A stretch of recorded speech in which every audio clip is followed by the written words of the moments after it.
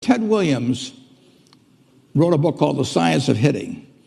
And in The Science of Hitting, he's got a diagram, shows him at the plate, and he's got the strike zone divided into 77 squares, each the size of a baseball. And he says, if I only swing at pitches in my sweet zone, which he shows there, and he has what his batting average would be, which is 400. If he had to swing at low outside pitches, but still in the strike zone, his average would be 230.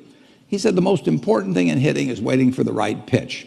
Now, he was at a disadvantage because if the count was 0-2 or 1-2 or so on, even if that ball was down where he was only going to bat 230, he had to swing at it.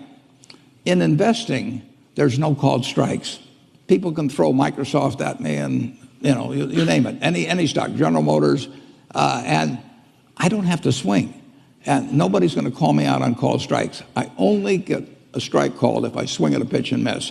So I can wait there and look at thousands of companies day after day, and only when I see something I understand and when I like the price at which it's selling, then if I swing, if I hit it, fine. If I miss it, it's a strike.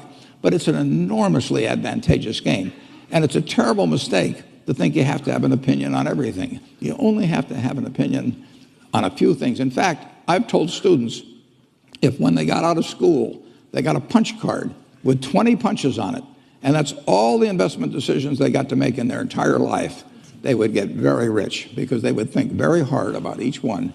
And you don't need 20 right decisions to get very rich. 4 or 5 will probably do it over time.